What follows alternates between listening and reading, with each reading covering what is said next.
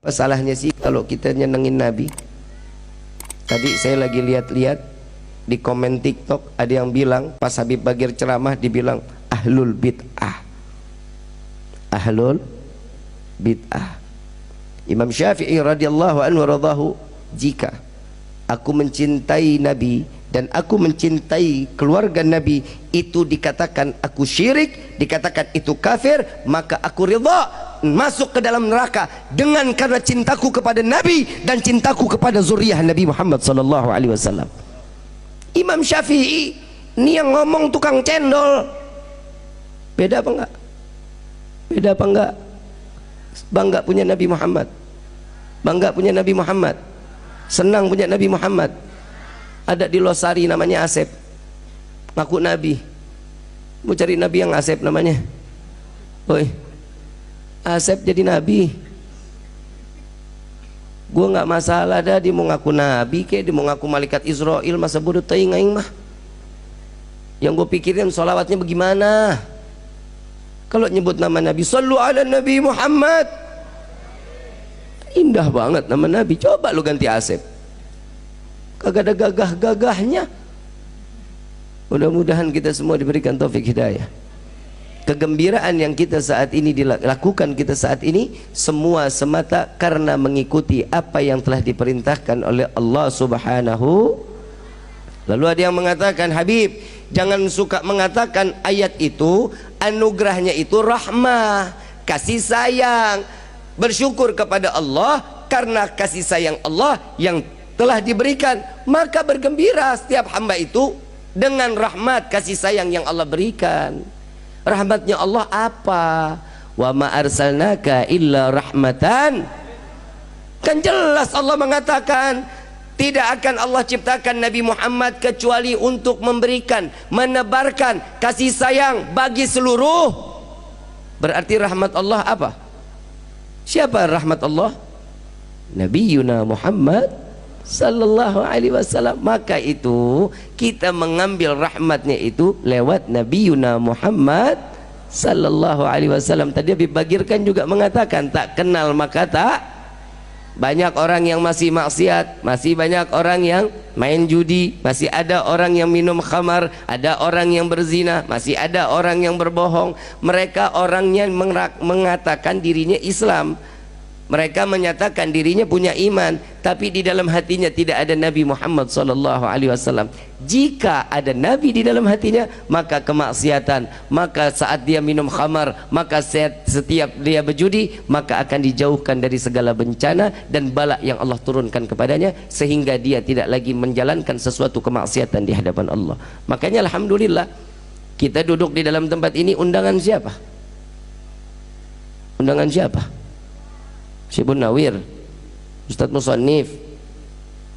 Bukan. Ibu bapak datang ke sini karena ridhonya Allah, karena hidayahnya Allah. Kalau bukan diseret sama Allah, nggak bakal kita masuk ke tempat ini. Ada orang yang tetangga di sini tapi nggak hadir. Ada apa nggak? Ada. Tapi kenapa yang jauh-jauh, yang keluar dari Ciari, ada yang masuk ke sini? Karena mereka dengan ikhlas dan ridha, Allah membimbing dia untuk jalan ke majlis yang mulia ini. Alhamdulillah. Di majlis ini ada kesenangan, di majlis ini ada kegembiraan. Setiap kesenangan dan kegembiraan pasti sesuatu urusan dunia dilupain. Betul apa enggak? Betul apa enggak? Saya yakin di sini masih banyak yang punya utang.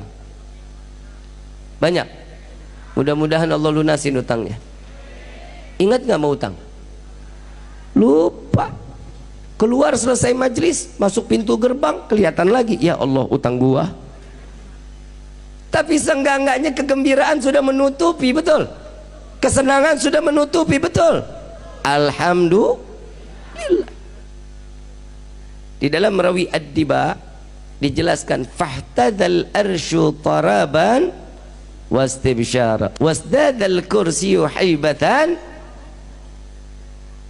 Tiang arasnya Allah getar, bergerak, goyang. Ditanya sama Allah, hei arasku, apa yang membuatmu gemetar? Apa yang membuatmu sangat saat ini dalam keadaan bergoyang? Apa jawaban Rasulullah? Wahai Rabbi, aku bergembira sebentar lagi Nabi Muhammad akan dilahirkan ke dunia ini. Arasnya Allah goyang, arasnya Allah senang, gembira. Kita sholat perintah siapa? Zakat perintah siapa? Saat kita sholat, Allah bertambah kewibawaannya, iya atau tidak? Allah maha besar. Mau kita sholat, mau kagak, Allah tetap maha tinggi. Betul? Maha berwibawa, betul? Tatkala Nabi dilahirkan, kursiyu haibatan wa waqara. Dan singgasana Allah, kedudukan Allah bertambah kewibawaannya tatkala Nabi sallallahu alaihi wasallam dilahirkan ke dunia ini. Sallu ala Nabi Muhammad. Syuf. Bib, ini bisa bahaya Bib kalau Habib cerita begini. Oke, kita bahas lagi. Allah bertanya kepada Nabi, ya Muhammad, engkau milik siapa? Ya Muhammad, engkau milik siapa? Allah bertanya kepada Nabi. Nabi diam, gak bisa jawab. Allah nggak mau jawab. Nabi sallallahu alaihi wasallam nggak bisa. Nabi bukan orang yang kepedean kayak kita. Kalau kita ditanya, engkau milik siapa? Engkau milikku seorang, jantung hatiku. PA. Nabi ditanya sama Allah, ya Muhammad, engkau milik siapa? Wallahu alam. Engkau yang maha tahu ya Rabbi, engkau yang maha tahu. Apa jawaban Allah? Anta habibi ya Muhammad, engkau adalah kekasihku. Kebayang kita, seseorang yang ditanya tiba-tiba dijawabnya, engkau kekasihku. La ilaha illallah. Terbang bukan main. Ibu, bu, ibu ditanya sama suami, yang kamu milik siapa? Ibu mau bilang saya milik suami, takut. Nggak bilang, disangka nggak sayang, kan begitu.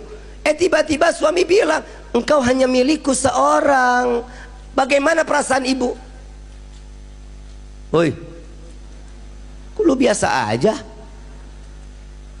Bagaimana perasaannya? Gembira, gembira, langsung kepedean ya. Dandan yang menor, persis ondel-ondel. Ya imma juga badut lah. Tapi Nabi tatkala dikatakan anta habibi ya Muhammad, maka Nabi menundukkan kepala dengan ketawaduannya di hadapan Allah. Bukan busung dada, bukan makin menongak. Saya lagi bingung, kok ada ulama, kiai, habaib, tatkala lagi lewat orang pada cium tangan, wah Allah, belagaknya bukan main. Ada orang tua cium tangan, dia kasih aja. Dengerin, saya kasih satu petuah, mau diterima mau enggak terserah. Hei para alim ulama, wahai para kiai, wahai para habaib, jangan kalian sombong. Kalian dicium tangannya, kalian dihormati, kalian dikawal, bukan karena diri kalian, bukan karena kehebatan kalian, bukan karena kekuatan kalian, karena kalian membawa ilmunya Nabi Muhammad SAW. Kita masih kasih sadar satu syaraf aja Allah copotin, gila kita, gak ada lagi orang hormatin kita. Wallahi gak ada orang bakal gak hormatin kita. Sekarang saya begitu lewat sama Habib Bagir tadi diarak kayak topeng monyet. Dumblang, dumblung, dumblang, betul? Betul nggak? Lo bilang betul kualat lu. Lu kata gue kok topeng monyet, beneran berarti? Sampai di sini dikawal terus. Kira-kira saya datang keadaannya goyang jiwanya. Otak oblak. Tahu otak oblak? PA. Datang kemari mau ketemu Ustadz Musonif, kira-kira bakal diarak apa enggak? Enggak. Parah lu. Siapa lagi yang mau cium tangan saya? Siapa lagi yang mau hormatin saya? Enggak ada. Ngapain hormatin orang gila? Betul apa enggak? Inilah Nabi Muhammad SAW. Baru dititipin ilmu Nabi aja, wah nongak luar biasa. Belum dikata Habibi, belum dikata cintanya Allah, belum. Seujung kuku juga belum. Tatkala Nabi SAW ditanya lagi oleh Allah, ya Muhammad, engkau sudah tahu, engkau milik aku, wahai kekasihku. Sekarang aku ingin bertanya lagi kepadamu ya Muhammad, aku milik siapa? Allah nanya lagi ke Nabi, aku milik siapa ya Muhammad? Gak bisa jawab, nunduk. Kalau ibu pertama digituin tuh sama bapak, yang kamu milik aku seorang. Tiba-tiba suami nanya lagi, yang aku milik siapa? Saya udah tahu jawaban ibu, ya milik AA lah. Itu jawabannya. Betul apa enggak? Betul apa enggak? Bener bu. Berarti kan kepedean. Bener. Saat Nabi ditanya, aku milik siapa? Allah bertanya kepada Nabi, aku milik siapa ya Muhammad? Gak bisa jawab juga Nabi Muhammad SAW. Nunduk Nabi. Wallahu a'lam bissawab. Allah yang maha tahu. Engkau yang maha tahu ya Rabbi. Engkau yang maha tahu dari segala yang maha tahu. Apa jawaban Allah Subhanahu wa ta'ala? Aku dimiliki oleh umatmu yang bersolawat kepadamu ya Muhammad. Sallu ala Nabi Muhammad. Kurang bangga apa kita? Kita cinta sama Nabi, kita dapetin Allah, rahmatnya Allah ada sama Nabi. Kita nggapai rahmat Allah, kita membahagiakan Allah, kita membahagiakan Nabi, pasti Allah akan memberikan rahmat lewat Nabi Yuna Muhammad